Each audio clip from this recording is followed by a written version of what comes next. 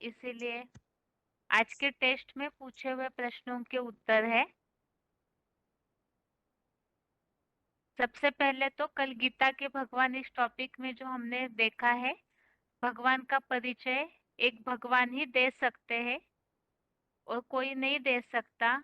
इस संबंधित 10वें अध्याय का दूसरा अध्याय 10 का श्लोक नंबर 2, जिसमें इस बात का उल्लेख आया है कि महर्षि मेरे प्रकृष्ट जन्म को देवताओं महर्षियों ने, देवताएं न देवगण जानते हैं न महर्षि, क्योंकि देवता और महर्षियों का सब प्रकार से आदि मैं हूँ। तो भगवान का परिचय कोई भी नहीं दे सकते, क्योंकि उनको कोई, उनके जन्म को कोई जान नहीं पाते। इसलिए 10वें अध्याय का 15वां श्लोक अध्याय 10 का श्लोक नंबर 15 में बताया है कि आप स्वयं ही अपने द्वारा अपनी आत्मा के स्वरूप को जानते हो। तो भगवान जितना अपने आप को जानते हैं, हम सब रचना है मनुष्य आत्माएं, तो इसीलिए भगवान स्वयं ही उनका परिचय देते हैं। इस टॉपिक को गीता के भगवान ने इसलिए हमने समझना शुरू किया था क्योंकि गीता की टीकाओं के कारण अधर्म फैल जाता है और मनुष्य जिस तरह नास्तिक बन जाते हैं, भगवान कौन है, उन्हें क्यों जानना चाहिए, इसके बारे में साइंस के प्रभाव के कारण कोई भी जानना नहीं जरूरी समझते भगवान को।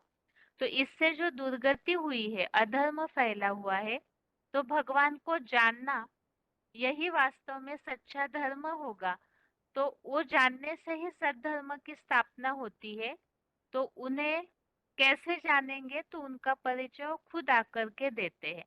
इसका कारण क्योंकि उनको कोई भी यथार्थ रीति जान नहीं पाते, उनके जन्मों को नहीं जानते, तो परिचय भी नहीं दे पाते। तो भगवान के परिचय के संबंध में हमने समझा, भगवान आकर के अपना जो स्वयं परिचय बताते हैं वही वास्तव में सच्ची भगवान उवाच वाली गीता कही जाएगी। और भगवान ने अपना मूल परिचय ये बताया है कि वो अव्यक्त है। 12वें अध्याय का तीसरा श्लोक, इसमें आया है उल्लेख अव्यक्त है। 8वें अध्याय का 9वां श्लोक, इसमें उल्लेख है अनुरनियम सम, अर्थात अणु से भी अति सूक्ष्म है। और 13वें अध्याय का 17वां अध्याय 13 का श्लोक नंबर 17 में वो ज्योति स्वरूप है। अब वो अव्यक्त है, आंखों से दिखता नहीं, अणु से भी अति सूक्ष्म छोटी बिंदी है, ज्योति बिंदु स्वरूप है। ज्योति है ज्ञान की, रोशनी है, तो उनको आंखों से तो रूप दिखाई नहीं देगा, तो भक्त लोग पूजा कैसे करेंगे। इसीलिए पूजा के लिए बड़ा रूप शिवलिंग बनाया जाता है और इसी की यादगार में उस ज्योति स्वरूप की यादगार ही ज्योतिर्लिंग बना हुआ है। और दूसरा है भगवान का नाम। रूप का परिचय तो भगवान ने दे दिया, इसी तरह भगवान का नाम, भगवान ने अपने नाम के बारे में बताया। मनुष्य आत्माएं जन्म मरण के चक्र में आती है, उनका शरीर होता है, तो उस शरीर के आधार पर नाम पड़ता है। लेकिन भगवान, उनका अपना शरीर नहीं, वे अजन्मा है, इसलिए उनकी आत्मा का ही नाम है शिव। और शिव इस शब्द का अर्थ है जो हमने समझा था, श प्लस इव। श अर्थात शुभ, अर्थात कल्याणकारी, इव अर्थात पूर्ण रूप से, तो शिव अर्थात पूर्ण रूप से कल्याणकारी। और दूसरा बताया है, इसीलिए ही वो सदैव के लिए कल्याणकारी है, तो उन्हें सत्यम शिवम सुंदरम भी कहा जाता है। परम पिता का ये नाम उनका गुण और कर्तव्यवाचक है।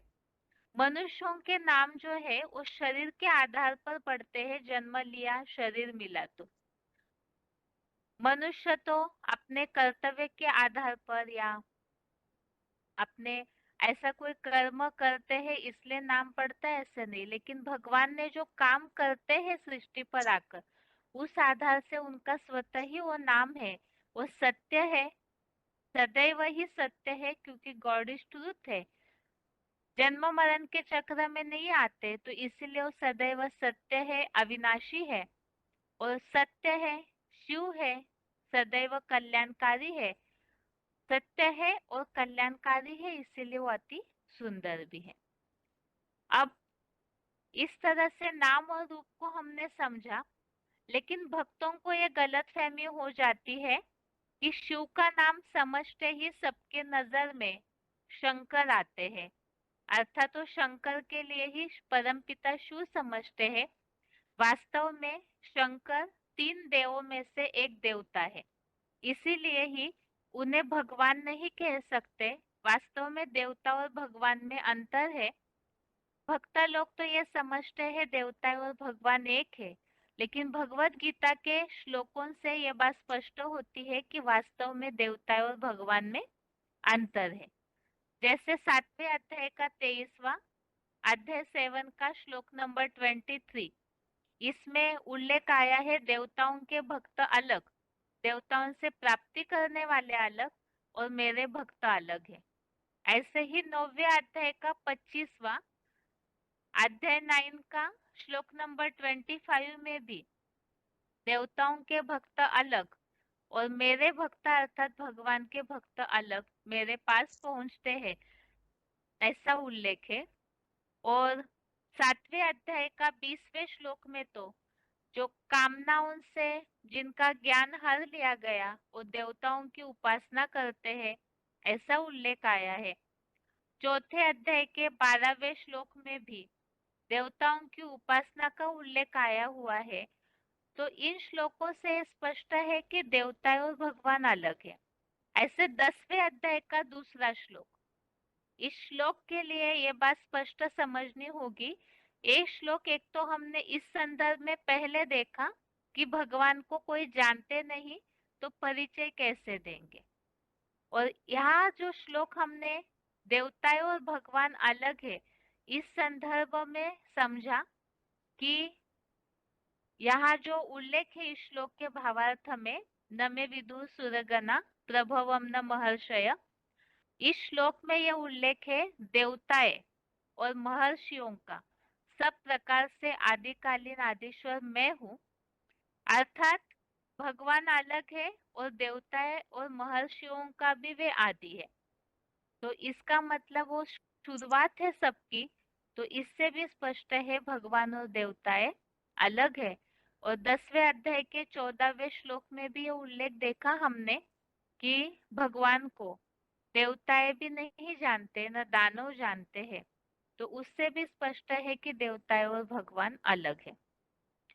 और 9वें अध्याय का 20 और 21वें श्लोक में जो उल्लेख आया है कि वो देवताएं जो है पुण्य लोक को भोगते हैं, देवताओं के दिव्य भोगों को भोगते हैं, और जब पुण्य क्षीण होने लगते हैं तो फिर वो नीचे गिरते हैं। तो भगवान जो अजन्मा है, अक्षर है, उनके नीचे गिरने की तो बात नहीं। यहाँ देवताएं जन्म लेते लेते नीचे गिरते हैं, ऐसा उल्लेख आया है, तो भगवान के नीचे गिरने की तो बात ही नहीं आती। इसी तरह से 16वें अध्याय में जो श्लोकों के उल्लेख आए हुए हैं, तो इसमें ये बात स्पष्ट है कि वास्तव में देवताओं के जो भी गुण बताए हुए हैं 16वें अध्याय में, कि ये सृष्टि दो ही प्रकार के प्राणियों की है, देवताएं और असुर। तो भगवान तो इस सृष्टि में जन्म लेते ही नहीं है, तो यहाँ इस सृष्टि की बात अर्थात मनुष्य ही अपने गुणों से ऊपर उठते तो देवता बनते, नीचे गिरते हैं तो असुर बनते हैं। तो इन श्लोकों से यह स्पष्ट है कि देवता और भगवान अलग है।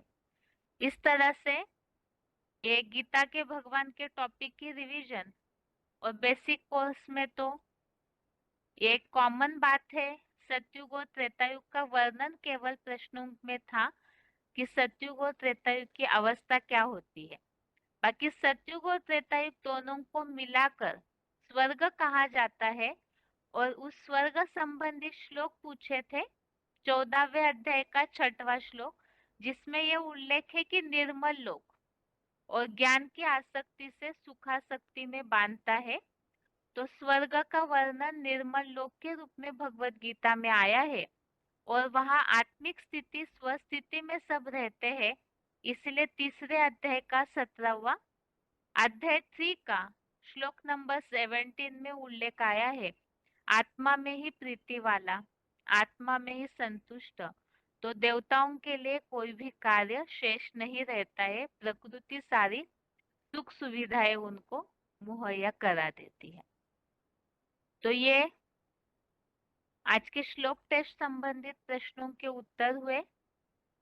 बाकी जैसे पहले बताया था उसी तरह से 3 लोक के चित्र के जितने भी श्लोक है अगले हफ्ते के कोर्स टेस्ट में भी रहेंगे, ताकि सभी को ये सारे श्लोक कोर्स में बताने के हिसाब से याद हो।